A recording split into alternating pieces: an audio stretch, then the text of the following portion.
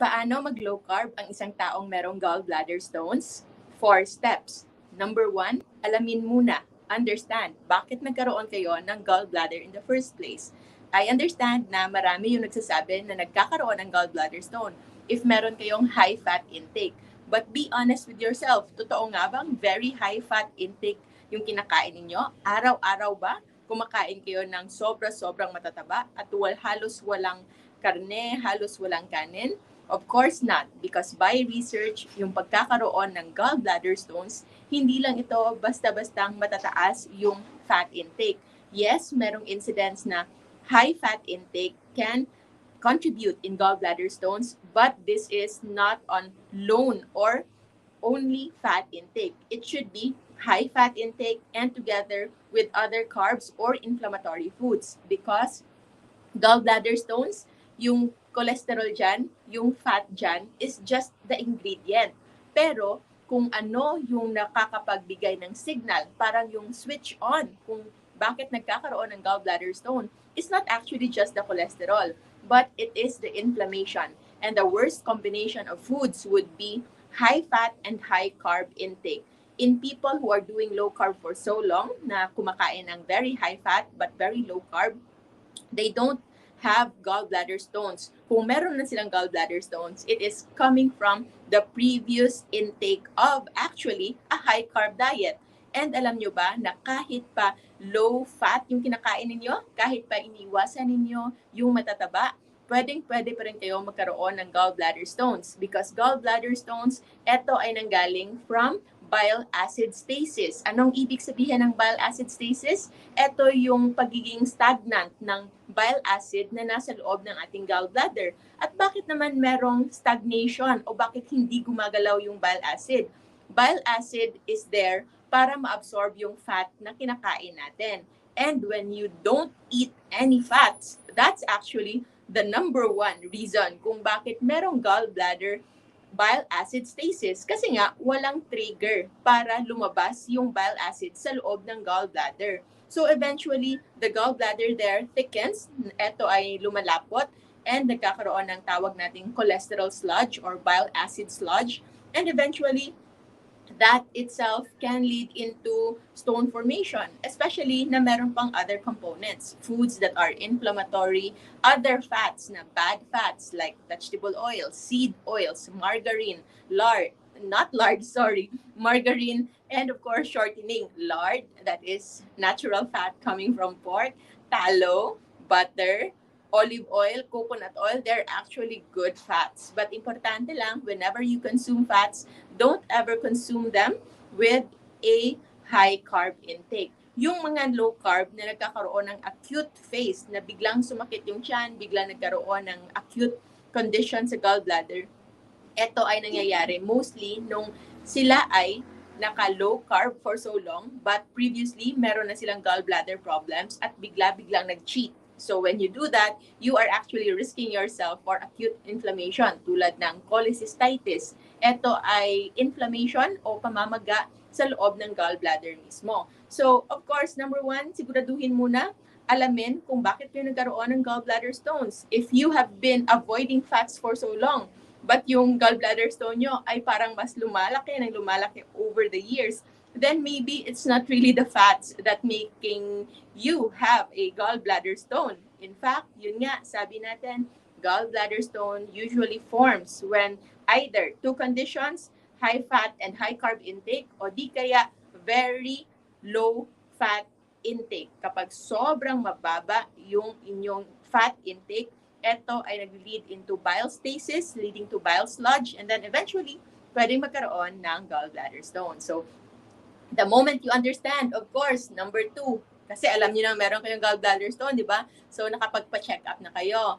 And therefore, number 2 na kailangan ninyong gawin is to consult your doctor and assess kung ano yung kailangan gawin o di kaya kung meron bang immediate need for operation.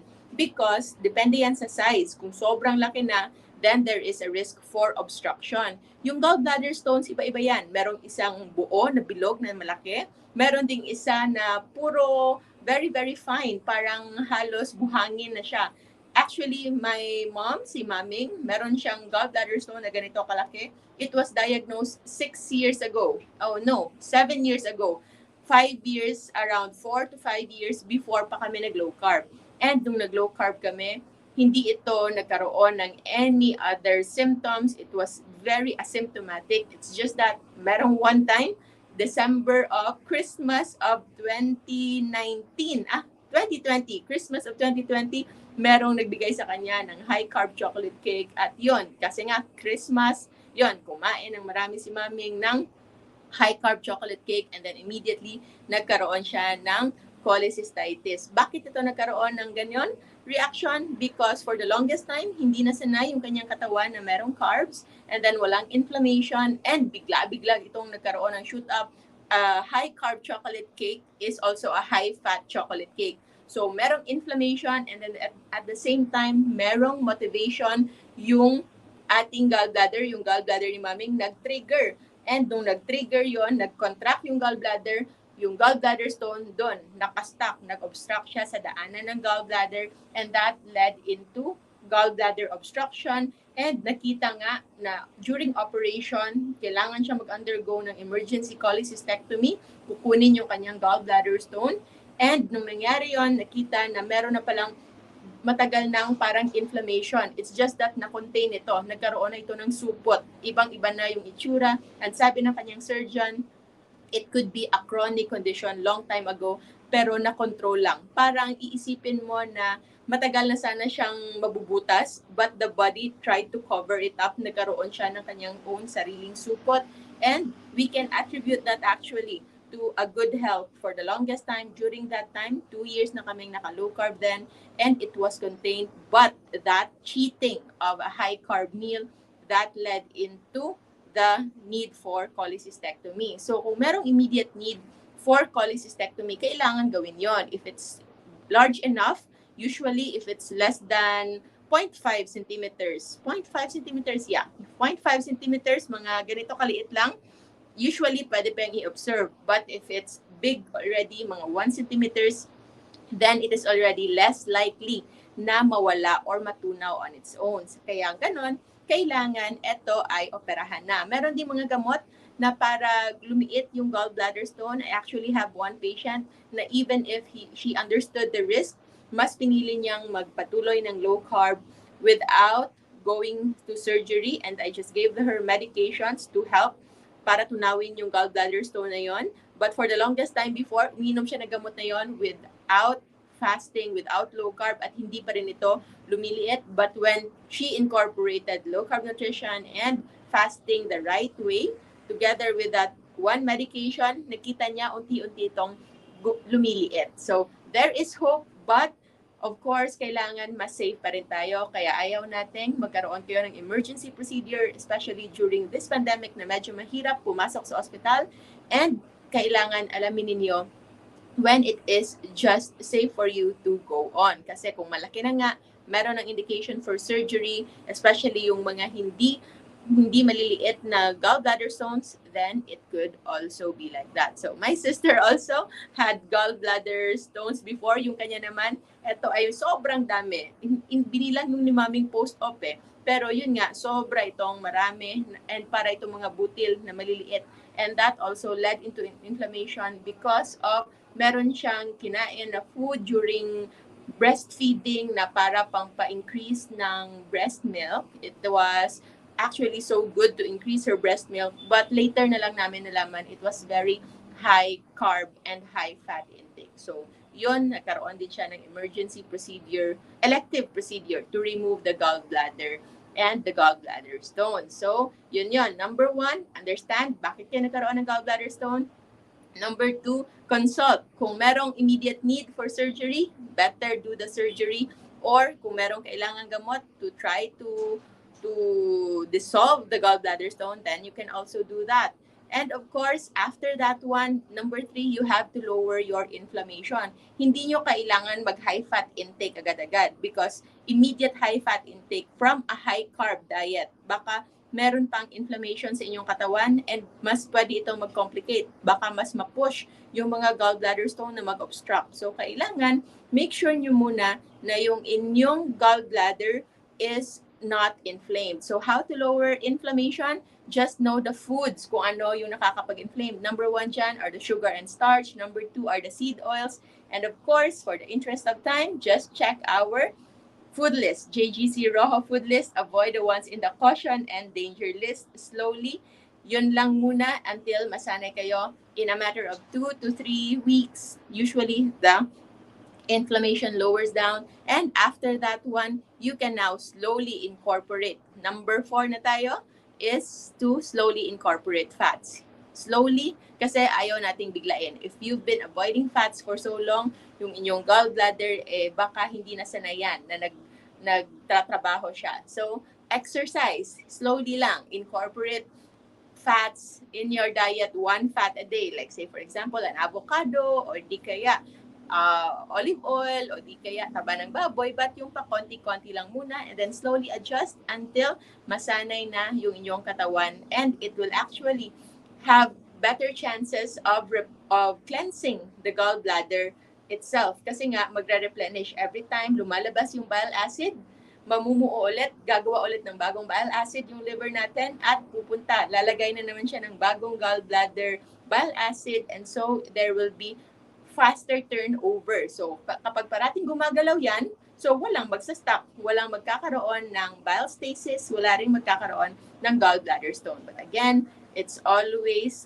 your doctor's advice for you that you should follow. This is just for educational purposes kasi nga may nagtanong kung paano mag-low carb yung may gallbladder stones. And in case you wish to know more, gallbladder stone is our 10th, nasa 10th yun, 10th disease natin sa ating low carb and fasting masterclass. Ngayon, nasa number 8 tayo with cancers and tumors. And if you wish to know more, just message our admins in our group, Low Carb and Fasting Masterclass by yours truly, Josephine Grace Rojo.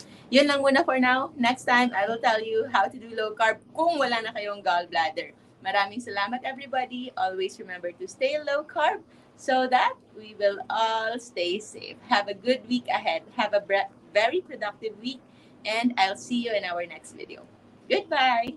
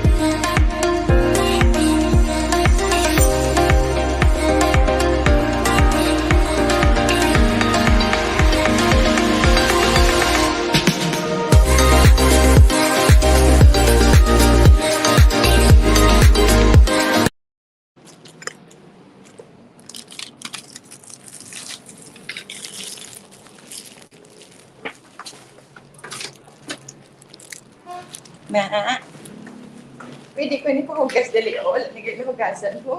Wait, Thank easy. you so much. Ayan ba ko nang may butang ko na nas, kaya ano ko siya, isarado. Ay, wala ko kasi nabantay.